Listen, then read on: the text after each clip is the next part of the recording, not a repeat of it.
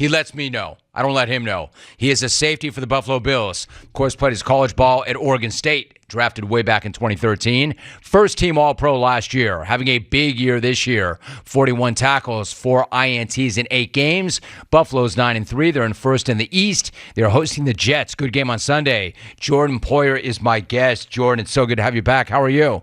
I'm doing well, Jim. I appreciate you always for having me on, man. Appreciate you, dude, very much. Jordan, thanks for saying so. Listen, I want to talk ball with you, but I want to talk about this story first that I saw. This was not a condition. Nobody said I had to bring this up. It's so awesome, though. You were involved with a young fan named Logan. I know you're not looking to make this about you, Jordan, but it's such a great story. Who is Logan, and why did he write you a letter? Yeah, Logan, he's a 6th grade kid at East Aurora Middle School here in Buffalo, New York, and he wrote me a letter. I think it was Monday, and I was in the building on Tuesday, so my team just got the letter to me on our day off. I had just finished the day, really, and I read the letter. It was very thoughtful of him. It was very just well detailed, and you could tell he put a lot of work and time into writing the letter. And the video shows he wrote the letter to me because Josh Allen gets too much spotlight. So he thought as a defensive player, defensive guys should get some spotlight too. So I was laughing reading the letter. And like I said, I had nothing else to do that day. So I hit my team up and asked if I could just go surprise the kid at school.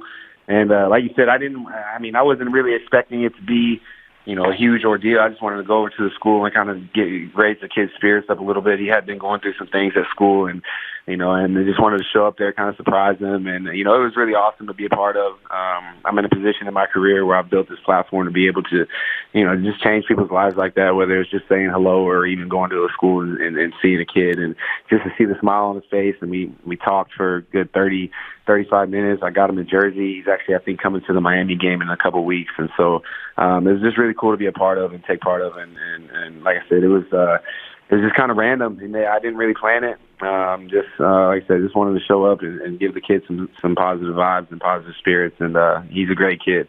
Good for you, dude. I'm smiling right now. I've seen the video. It's so awesome. It's so great. Like, the kid comes out of swim practice, and he sees you, and he's like, Jordan Poyer! Like, he couldn't believe it. You surprised him. Right. For those, really quickly, those who don't know, he was going through some things. Maybe he was a victim of bullying. Like, what did the two of you talk about? What was your message to him?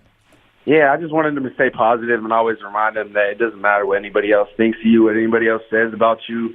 As long as you can keep the confidence in yourself and keep the confidence in, the people around you. I told him he had a great supporting system with the superintendents that were there, the counselors that were there, that were all talking to, all in the room with us, and just continue to encourage them to stay positive and not care what other people think of them or what other people saying about him. Because at the end of the day, none of it's going to matter. None of it does matter. And I like to apply the same type of stuff in what I do in the league. People are going to say one week, you're the best ever, and the next week they're going to say you're the worst ever. So just being able to balance that and not really care, what other people are saying, and just continue to stay positive, and that was really my message to him.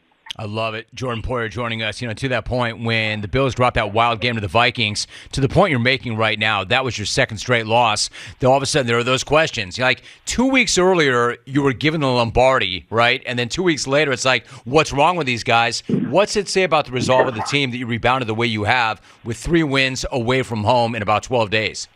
Yeah, that's just, it talks about the resiliency of this team. The games that we lost, obviously, heartbreakers. You'd like to have some of those plays back, and if you look back at 1 or 2 plays, we could easily be 12-0 as much as we are 9-3. Just 1 or 2 plays here or there in the game. But like I said, nobody blinked in those situations, and we had after we lost that Vikings game, we had a tough stretch of games with 3 road games basically in a row with the snowstorm.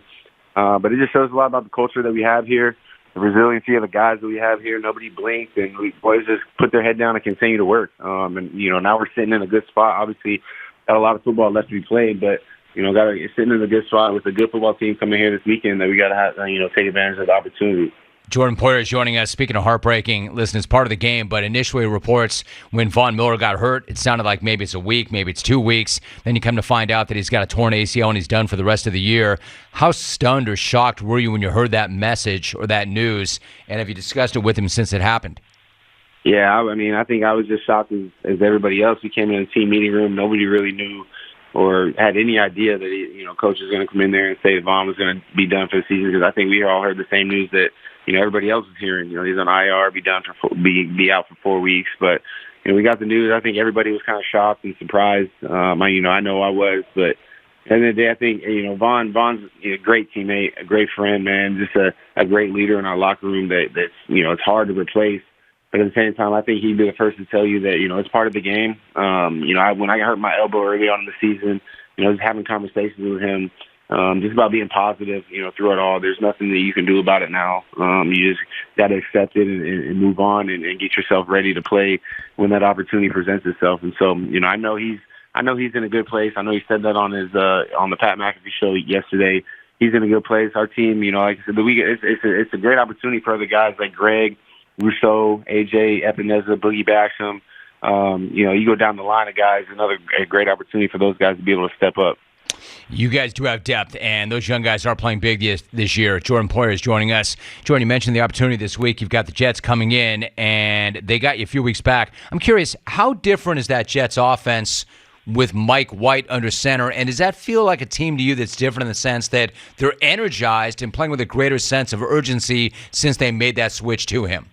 Yeah, that's exactly how I was going to answer this question because I've got asked it earlier in the week in the media, and it just definitely seems like the team itself is playing with higher energy at a higher level. Mike White, he's playing good football. He's getting the ball out of his hands quick to his playmakers and letting them make plays. Obviously, with the threat of Garrett Wilson, it's becoming one of his favorite targets. And then obviously his backside of the backfield, they got really good running backs in the run game and in the pass game. So he's making decisions. He's getting the ball out of his hands quick. Like last week they were down, I think 17. They were down 17 points, and they had a chance. He brought them back. They had a chance to win the game at the end of the game, and he threw a pick, probably a ball he wants back. But at the end of the day, he got him a chance to have an opportunity to win it. So he's playing the ball. That team is playing a lot better with him under center. It's going to be our job to be able to affect them in ways and try to take advantage of opportunities when they present themselves. I'm glad you brought up Garrett Wilson. I was going to ask you about him. He's a young dude, but he strikes me as being pretty dangerous. What do you think of his game and his route running? Yeah, I mean, he has so much feel for the game and the way he runs his routes. He sticks his routes. He can run almost seems like any route on the route tree. And I think I said earlier this week, I don't see why, in a couple of years he couldn't be a top receiver in the league. Just a guy who has a lot of feel, and even his run after catch ability, his ability to catch the ball and break tackles and make people miss. Like I said, he's got a great feel for the game, and Mike White's feeding him the ball, so he's somebody that we definitely have to keep an eye on. Hey, Jordan, let me ask you something. Like, your contract is up at the end of the year, and I know what you'll say, and I believe this. Yeah, I know you love it there. I know you're focused exclusively on the challenge in front of you, and it's not about you. But let me ask you this. Is it not human nature to at least wonder what's going to happen in the future? Is it not in the least in the back of your mind? How are you approaching that? Of course it is. I mean, these are my boys out here. These are my teammates out here. And I love them to death. I feel like this is just a part of me, and it'll always be a part of me, really, no matter what happens after this year. So, it does, creep into your mind a little bit, all the what ifs, but at the end of the day, I'm trying to really just be with my guys right now, and really play for these boys on this team. That's all that matters to me, is me being able to go out there and play my best for the guys on the team, because that's all that really matters to me is my teammates. Whatever happens after this year, look, it's a business. I know it's a business. That's the first thing they tell you when you come into the league. And so, obviously, yeah, this has been home for a long time, but I understand, what happens, what's going to happen at the end of the year. There's going to be some decisions made, and, I might be part of it. I might not be part of it. At the end of the day, I'll keep moving forward, and I'll have a chance somewhere else. I was going to say, so a quick follow, it's not the only team you've played for, so we understand this. It is a business. You understand that, and I know you love it there, and I'm not looking for you to give up any leverage whatsoever, but would you like to finish your career there? Absolutely. Like I said, I've built, or I feel like the guys that have been here since, 2017, we've just built this culture, built this camaraderie with the guys. I've learned to love the community of Buffalo, just the fans out here. They're great people, great fans.